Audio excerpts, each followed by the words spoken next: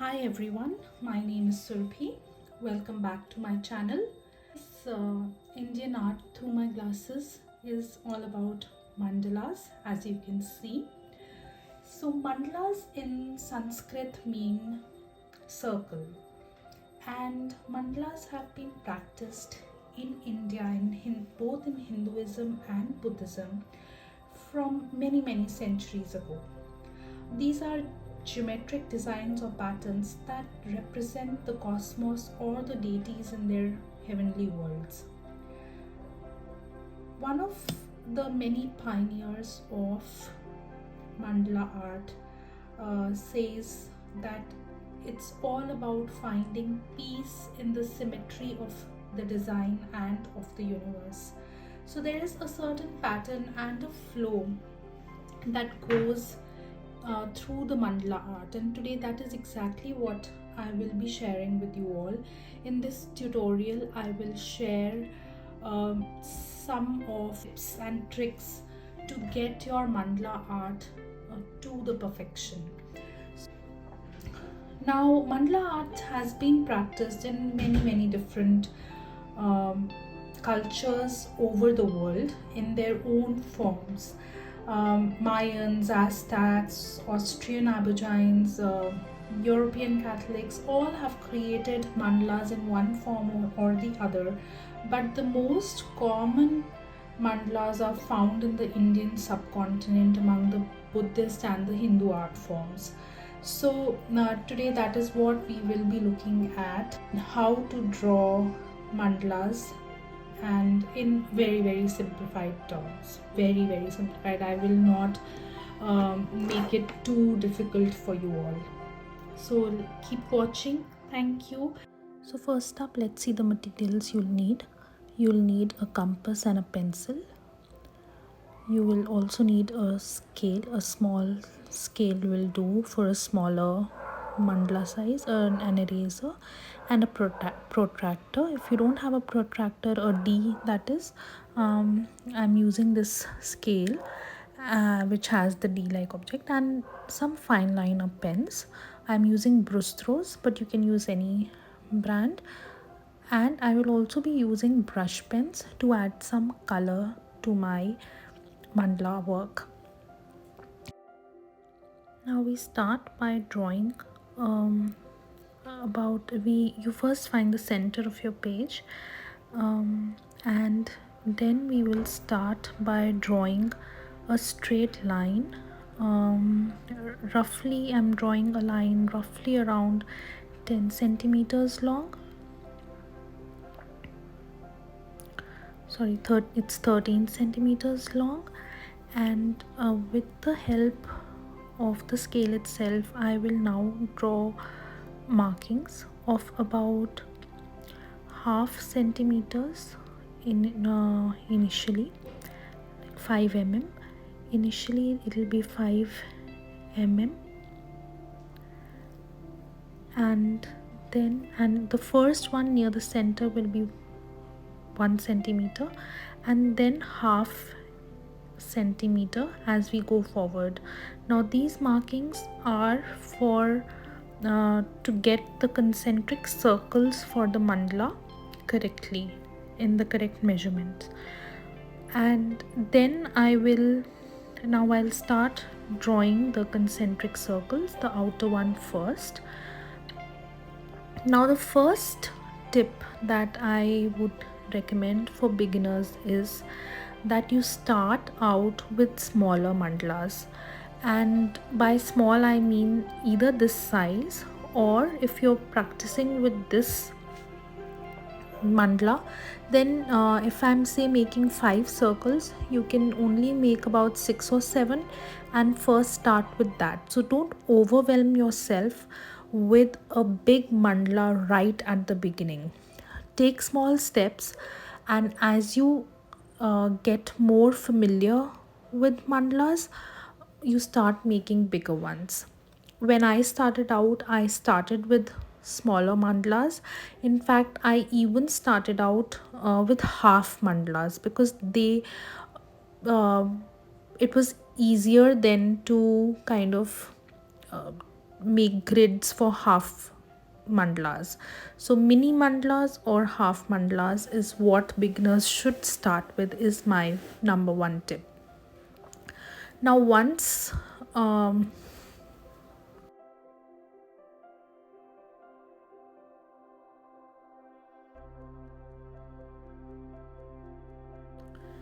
now once your concentric circles are drawn, you will take the D and place it above, right near your horizontal line, the 180-degree line. Draw a 90-degree angle line, and then you start marking out 10-degree places for 180 degrees. So starting from 0, you make markings of at every 10 degrees, so 10, 20, 30, 40, like that. Make markings and then start drawing lines that cross the center of the circle. Now I'm not, if you notice, I'm drawing the lines from the beginning till the middlemost circle, and then again from the middlemost to the outer edge.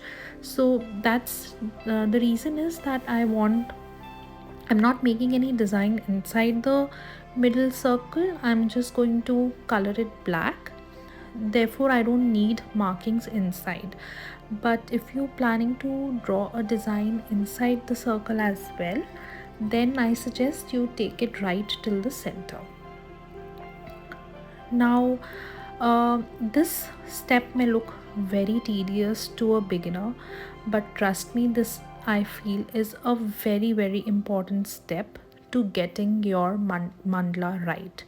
It makes life very easy and making the whole process of mandala making very simple when you start actually drawing out your patterns, because you know exactly how many cells or how many little spaces you want to use per pattern, and that is crucial. So if you're beginning and you don't want to use this step, it's totally okay, you can still make a mandala, but I would suggest you use the steps. See how the grid is looking.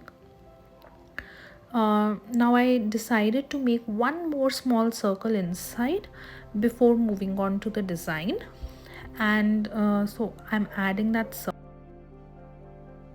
Now I'll be using 0.2, 0.4 and 0.1 size markers, fine liner pens for this activity. Also 0.6 maybe, just to color the insides. So inside I'll be just for the flowers highlighted portion, I'm leaving 2 dot like areas and then coloring the entire thing with a 0.6 size fine liner pen.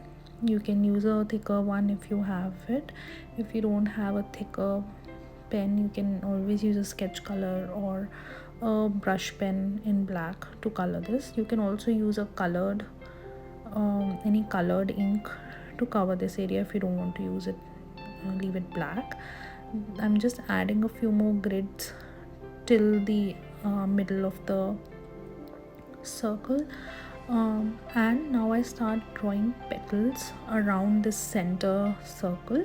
I'm taking 2 grids to make one petal, so 2 grids to make one petal, and then just color the outer edge, the white portions, and you with a 0.1 size marker you make a dash and a dot in each of the petals. So that is the second line grid that we make. Now for the third and the fourth grid, I'll take 2 concentric circles and 2 grids to make longer petals, and these longer petals I'll be leaving them empty because in the end I'll be coloring them with brush pens. Now from just where you have made those petals, right above that, take 2 more grids just above that, okay, and then make same petals, make an inner petal, then draw 90-degree lines and some lines on the sides to fill it up. I hope it's clear in the picture. And so yeah, two petals close together, and then just lines in the inner petal to give a nice pattern there, so it looks intricate and really filled up and stuff. So right now we've just made one petal under the other sorts, right? It's like a blooming flower right now. And now these the alternate spaces between the petals is where we'll be drawing just two semicircles and then three smaller petals above that. So we are just basically replicating the same pattern of drawing petals because it's a flower mandala. So a lot of petals will be visible in different shapes and sizes.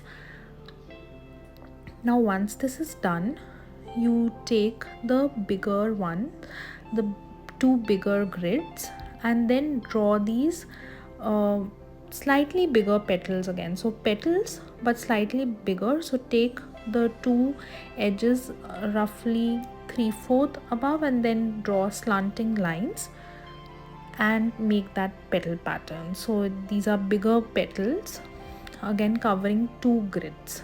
So four grids, and then just draw parallel lines inside to just shade it nicely. Very simple pattern again, doesn't require too much work. Just about 10 to 12 horizontal lines in each of the petals, that should do. So you see we are using very simple patterns here. So the third tip when you're just starting out is to use simple patterns, but just perfect those simple patterns and your design would look very intricate. Now start from the middle of two petals and draw more petals covering about two grids again, right? So now here what I'll do is again draw two semicircles and then petals. So petals are going to form the centerpiece of this drawing. Color the semicircle, make about 7 petals on the outer rim, color the semicircle. That's how you go. So just perfect your simple patterns and make your mandala look very intricate. That is the third tip. You don't have to right away jump into complex patterns. Perfect your simple patterns first. So yeah, that is what I'm doing. 3 tips so far. Start out with smaller mandalas. Always use a grid and start out with simple repetitive patterns instead of complicated ones, and perfect those patterns. Your mandala will automatically look very neat and very intricate. So that's what we are doing right now. See, we've made so many petals here and there, and it's already looking so pretty and intricate, but we haven't done much. So the grid really, if you can make out, is helping out so much, because once you've decided, okay, this is the area that I'm going to cover for each petal, then the rest of the petals automatically fall into place. And since we've divided it using a 360-degree method, so we know that there are those even number of grids available to us to work around with, so the pattern automatically falls into place. We don't have to think a lot, because if we don't draw these grids, one of the common things, and initially I wasn't using the grid format in my mandalas when I started out, and the common thing was I would, in an even sized pattern, I would end up making an odd number of petals, and it would ruin my work. So now I'm just drawing two semicircles between each petal, and I'm going to leave it blank because I'm later going to color it with the brush pens. Now this is probably the last petal that we'll be making. So again, very simple, just make triangle petals, two triangle petals on the outside, two triangle patterns on the inside, color the innermost triangle petal, and then draw out smaller patterns. So that's how you go about the entire outermost circle. And once you finish this, it will look very beautiful. So just keep on going on, and you can always, like, mandalas are all about experimenting with your creativity and your imagination. There is no hard and fast rule to what patterns you want to make, so just mix it up. Research different mandala patterns, draw on from different patterns, and then include those in your work. Now I've completed the second last layer, and for the last layer, what I'm doing is I'm making two again a petal, a double-edged petal on the outside. On the inside, I'm making a triangular petal, and in the triangular petal I've just made two paisleys and one small petal. So this is so you make an arch, turn it inside in a spiral form, and then pull that edge downwards. Okay, so an arch, put it into a spiral and pull it down and color it, and then just make the smaller petal in the center of those two paisleys and color the sides that remain. And what I'll do is that in this last layer, once this last layer I'll leave this space also blank right on top of the paisley patterned petal. I'll leave it blank because again we'll be using brush pens to color that space. So this is exactly how we'll be covering the entire final line, the final concentric circle in our mandala. Two paisleys and one petal, small petal. So that's how we are covering the final one. And now my last and final tip to you all is that once you begin to like the mandala art, practice, practice and practice. That is what will get you more perfection, and you will even start loving the art form more when you keep practicing. So practice smaller grids, practice smaller mandalas, and see yourself fall in love with this. So now I'm just erasing off all the extra pencil edges before I get down to filling my mandala with the brush pens. I'm using Camlin brush pens. Whatever brush pens are available to you, you can use those. So I'll be using 4 colors: a fuchsia pink, a darker pink, a lighter mauve, and a deep purple. So these are the 4 colors I'll be using in the illustration today.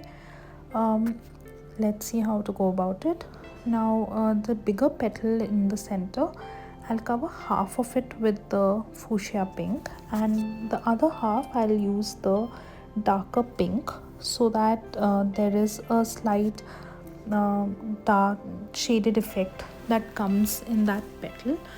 And I'm quite fond of shaded effect in my florals, so you could use one color itself if you're not too comfortable using 2 colors.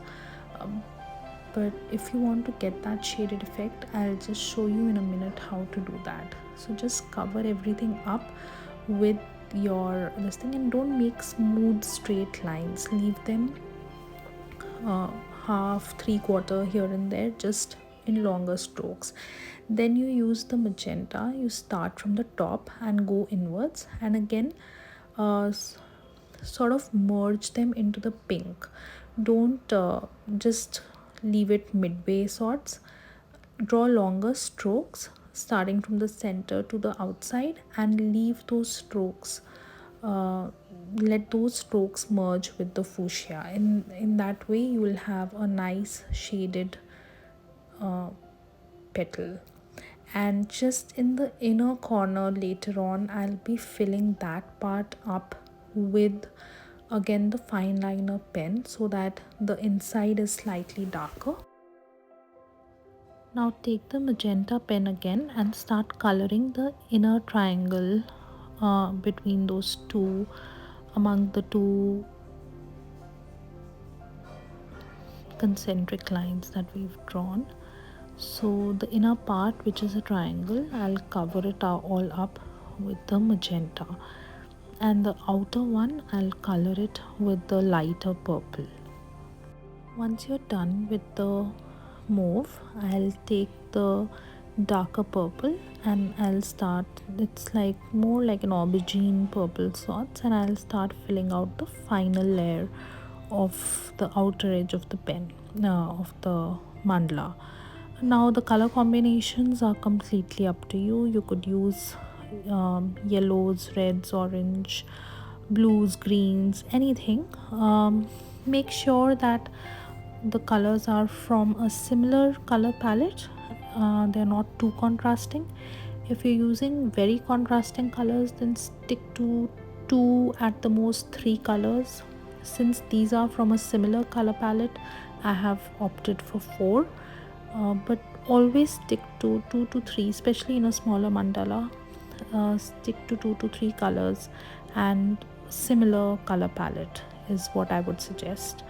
But again, it is up to your own imagination and creativity, so I leave that to you. So that's it. That's how our mandala is looking at the end. Very colorful, very intricate. And if you like this series of Indian art form through my glasses, then do subscribe to my channel for future videos. I post one art form each week, and I am on Instagram and Facebook. So if you like my videos, do share your work with me, and I will definitely repost it in my stories on Instagram and Facebook. So here I am just quickly filling up the inner edge of the petal because I just thought it needed slightly more shading.